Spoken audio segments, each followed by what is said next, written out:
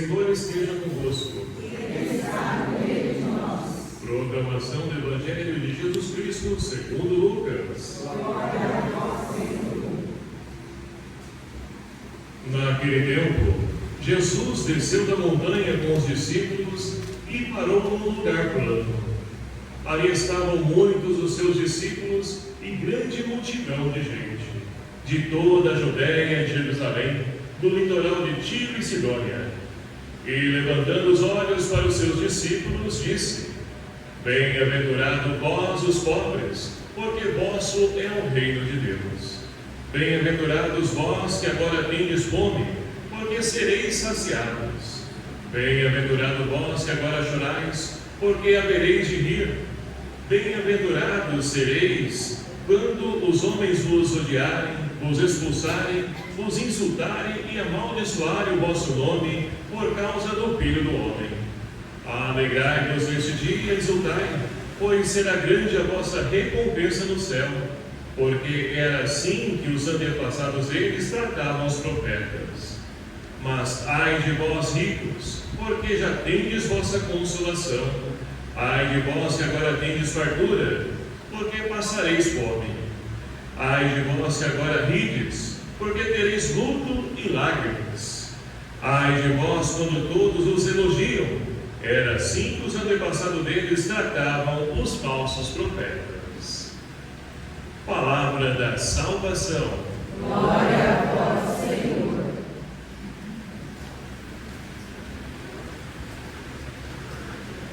Queridos amados irmãos, louvado seja o nome do nosso Senhor Jesus Cristo. Para sempre seja louvado.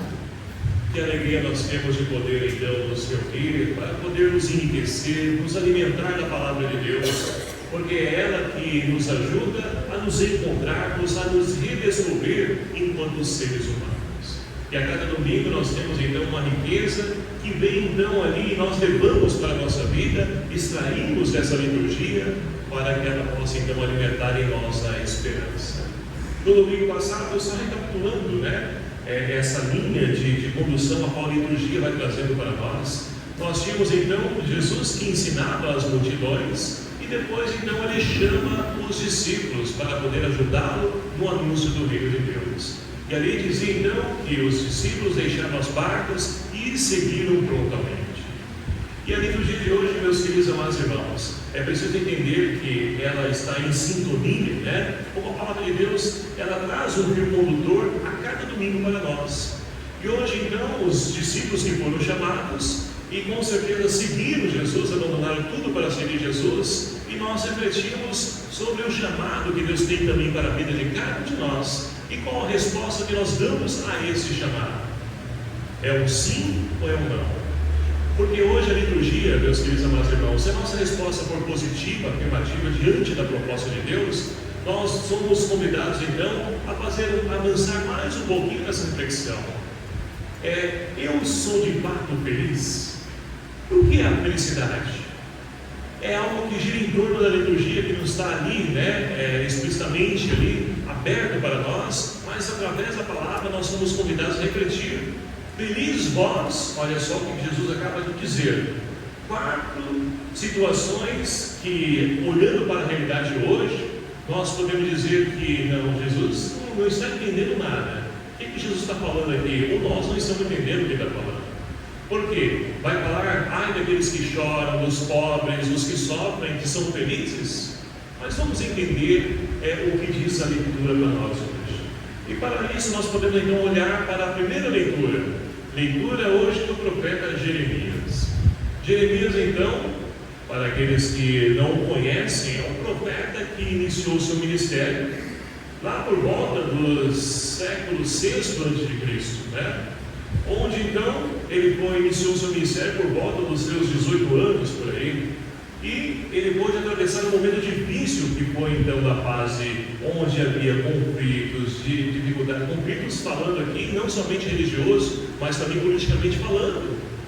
E além disso, ele pôde atravessar o período onde o povo foi deportado, ou seja, foi levado, exilado para a Babilônia. Então é nesse contexto que Jeremias então vive. Essa é a vida de Jeremias. Mas a leitura de hoje está no contexto que ainda não há a escravidão. Mas olha só que interessante, há um contexto onde então as pessoas, ao invés de poder então confiar em Deus, porque ele viveu então numa época onde Josias estava fazendo uma reforma religiosa, né? Estava expulsando todos os deuses estrangeiros de lá de Jerusalém. E assim então, feita essa parte, resolvida essa parte na questão religiosa, o que resta? A questão política. Os reis então, ou seja, Josias no seu tempo, e depois ele faleceu, né? Cerca de 10 anos depois ele falece, e um outro rei assume, e que mais uma vez lava as mãos, é indiferente a questão da reforma religiosa, e novamente os deuses estrangeiros voltam a ser cultuados no povo de Jerusalém. E ali então, além disso, se não bastasse só isso, eles colocavam a confiança em quem? Ao invés de colocar a confiança em Deus, que de fato conduziu esse povo, né, na travessia lá do Egito para a terra prometida, esse mesmo Deus presente na vida do povo. E ao invés do povo confiar, acreditar, esperar em Deus, estão confiando em quem? Ah não, mas espera aí, eu confio em Deus, mas aquele exército da Síria, eles têm ali um exército poderoso, armas poderosas, então vamos fazer uma aliança com eles, fazer um bom agrado com eles, se a gente precisar, porque Jerusalém está para ser invadida, então se precisar a gente pode recorrer também à ajuda deles. Olha só o tipo de mentalidade deles. E parece que hoje também não é diferente para nós, né? Muitas vezes os nossos problemas no nosso dia a dia, na nossa vida, nós então, não, eu coloquei nas mãos de Deus. Aí vem alguém com uma oferta, por exemplo, a pessoa está procurando um emprego, ou até mesmo tem uma dívida para poder acertar. Aí vem alguém te oferecendo um empréstimo, né, com aqueles juros abusivos, tantas coisas que o pessoal hoje faz, para poder então não ajudar as pessoas, mas enriquecer ainda mais, porque juros lá nas alturas. E quem é beneficiado com isso? O banco. E a gente, peraí, é Deus que está enviando essa pessoa. Não, peraí, a gente tem que ter discernimento, né, do que é de Deus e aquilo que não é de Deus. E a gente deve fazer a escolha correta, e a nossa vida é feita de escolhas. E por que estou dizendo isso? Olha só a primeira leitura de hoje. Jeremias, então, diante desse contexto, ele vai dizer o seguinte só: maldito o homem que confia nos homens e faz consistir sua força na carne humana, enquanto o seu coração se afasta do Senhor. Então, ele vai dizer que há uma pessoa que é maldita, e quem são esses? São aqueles que confiam no homem, são aqueles que confiam nas suas próprias forças, são aqueles que desprezam o auxílio, a graça de Deus, e passam a confiar somente em seres humanos, que são falhos, são limitados como nós, e que muitas vezes deixam a desejar nessa questão de ajuda, de auxílio, enquanto ser humano. Por quê? Infelizmente nós vamos vivendo então um relacionamento, né? E isso infelizmente implica também até dentro de casa. As pessoas, por exemplo, na família, quando alguém precisa de uma ajuda, seja ela qual for, a pessoa vai buscar ajudar, mas buscando segundo as intenções. Eu vou ajudar ela, por quê? Depois, quando eu precisar lá na frente, eu tenho a quem recorrer. Olha só o tipo de relacionamento. E não deve ser isso. Não devemos esperar nada em troca daquilo que fazemos, porque o nosso relacionamento deve consistir no relacionamento num amor ágape, de entrega e doação sem esperar nada em troca. É por isso que muitas pessoas sofrem nos dias de hoje, porque ajudam, fazem o bem, mas buscando algo em troca. E muitas vezes essa negociação até mesmo com Deus: olha Senhor, eu vou ajudar naquela campanha que a paróquia está, fazendo sobre os bancos ainda, mas olha só, eu vou precisar lá na frente, então eu espero que o Senhor me ajude. E religião não é barganha. Não deve ser esse o nosso relacionamento com os seres humanos, e muito menos com Deus, porque Deus não precisa de nada.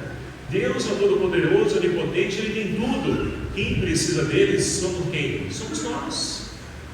Então nós devemos então buscar a nossa confiança em quem? Em homens ou Deus? Em quem nós temos aplicado a nossa confiança? Olha só, se nós confiamos em Deus, é o que então, mais abaixo, Jeremias vai dizer: bendito o homem que confia no Senhor, cuja esperança... E olha só, nós estamos no ano jubilar, ano da esperança. A esperança não decepciona. A esperança é aquela que fundamenta a nossa fé. Então, o ser humano e a humanidade hoje em dia, infelizmente, está Qual que é o contrário da esperança? É o desespero, desesperança, né? Então nós precisamos alimentar essa esperança, porque o ser humano hoje em dia, diante dos conflitos, dificuldades que nós venciamos, é o que move a nossa vida, é a esperança. Olha, eu não estou vendo situação boa, né, mas eu confio, eu acredito, eu espero no Senhor que isso vai acontecer. Então por isso a pessoa que age dessa forma, ela não é infeliz, ela não sofre, ela pode sofrer aos olhos humanos, mas perante Deus nós confiamos e esperamos que no momento oportuno a graça de Deus vai vir na nossa vida. E assim então, nós podemos então, como o salmista de hoje, encontrar a nossa felicidade, que não está nas coisas materiais, não está em pessoas, mas está feliz aquele que confia, espera e acredita em Deus. E aí nós podemos então cantar mais uma vez: é feliz quem a Deus se confia, é feliz quem a Deus se confia. E poderíamos ir ainda mais longe, mas só que já nos basta. Daria para nós então refletirmos toda uma quaresma inteira sobre a felicidade de se confiar e acreditar em Deus. Mas, mais uma vez, pergunto: é em Deus que nós temos confiado? É em Deus que está a nossa felicidade, a nossa alegria? Onde está a nossa alegria? Nós somos de fato felizes? Então, vamos entender o que é a felicidade. Para muitos, hoje em dia, felicidade é o quê? É ter uma conta gorda no banco. Para outras pessoas, felicidade é o quê? Ter não sei quantos mil seguidores no Instagram, lá nas mídias sociais, é estar em destaque, é poder, é fama, é estar nos canais de televisão. Para muitos é isso. Para outros não, é aquele jogador que sobressai, é aquele time que está à frente. Enfim, são vários aspectos para a humanidade. Se você perguntar: o que é felicidade para você hoje? Poderíamos ter as mais variadas respostas aqui. Mas a felicidade está naquele que confia em Deus, porque os demais nos vêm por acréscimo. É isso que Jesus nos ensina no Evangelho de hoje, e a qual nós vamos tomar nesse momento essa belíssima reflexão do Evangelho de São Lucas. E olha só, não há como nós falarmos então das bem-aventuranças, que a qual então o Evangelho de hoje traz para nós, sem podermos então fazer um paralelo com o Evangelho de São Mateus, que também traz as bem-aventuranças. É claro que um é diferente do outro, mas por quê? As bem-aventuranças são diferentes? Não. É a comunidade a qual então cada um está posicionado que vai falar. Lucas, por exemplo, ele fala para a comunidade de pessoas carentes, necessitadas, pessoas pobres mesmo, financeiramente falando. Enquanto a comunidade de Mateus é uma comunidade de pessoas mais abastadas, mas que eram então judeus e se converteram ao cristianismo. Então, só para a gente poder diferenciar, E olha só que interessante, é por isso que Jesus vai dizer o seguinte: ele vai dizer: bem-aventurado os pobres, bem-aventurado então aqueles que choram, bem-aventurados então quando vos perseguirem. Então, olha que interessante, as bem-aventuranças aqui, que são 4, eu pulei aqui naqueles que têm fome, e também vão ser saciados, ou seja, tudo aquilo que há de ruim, que para a humanidade, no tempo de Jesus e do evangelista Lucas ali, ele escreve que aos olhos humanos é coisa ruim. Deus tem o poder de poder transformar tudo isso em graça, e aí está a nossa alegria, aí está a nossa felicidade. Não são seres humanos, não são o governo que vai fazer ali, um plano para poder ajudar os necessitados, não. Nós é aquela que esperamos isso, esperamos, queremos trabalhar por isso, queremos, mas nós não podemos confiar, acreditar e esperar nessas pessoas, porque nós sabemos que infelizmente eles governam para si mesmos, buscando seus próprios benefícios e não daqueles que mais necessitam. Mas Deus, ele sobressai, a lógica de Deus é diferente. Então, aquilo que aos olhos humanos são pessoas que sofrem, são pessoas então amarguradas, são pessoas desesperadas, Deus vai mudar a história das pessoas. Mas para isso é preciso confiar, é preciso acreditar em Deus. E aí então está o centro da nossa felicidade. Mas olha que interessante, se na primeira leitura nós tínhamos então ali, duas situações distintas, aqui também nós temos duas situações distintas. Aqueles que sofrem vão então se alegrar, porque Deus vai fazer justiça. Mas olha só, aqueles que são beneficiados hoje, que vivem na glória hoje, as honrarias do mundo hoje, eles vão pagar as suas contas. Mas por quê? Porque Deus quer castigar, quer punir as pessoas que são felizes hoje, pela lógica do mundo? Não. É porque a felicidade das pessoas não está em Deus, mas está nas coisas materiais. E nós sabemos que no momento em que nós partimos dessa vida, como fez a sua Páscoa, nosso irmão Murilo, e com certeza nós queremos que ele esteja e seja acolhido na glória do Senhor, e muitas pessoas também passem a sua passagem, a sua Páscoa na sua vida, ninguém leva nada, ninguém leva os bens materiais, ninguém leva o Instagram, ou seja, as mídias sociais com o tempo vai pagar, porque a pessoa deixou de existir. Mas aqueles que confiam em Deus, por mais então que você passe dessa vida e viva a glória da ressurreição, e daqui a pouco nós vamos refletir que Paulo fala na segunda leitura de hoje, para eles então a alegria está, porque nós vamos recolher e receber tudo isso na presença de Deus, e vindo de Deus sempre é o melhor para nós.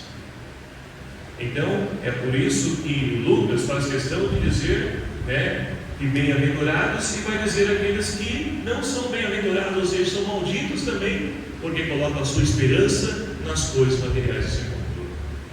Então, queridos amados irmãos, aí nós podemos olhar para a segunda leitura de hoje, para poder compreendermos e finalizar essa nossa reflexão de hoje, onde nós temos então Paulo que diz para a comunidade de Corinto, e por que Paulo está falando de ressurreição para a comunidade de Corinto.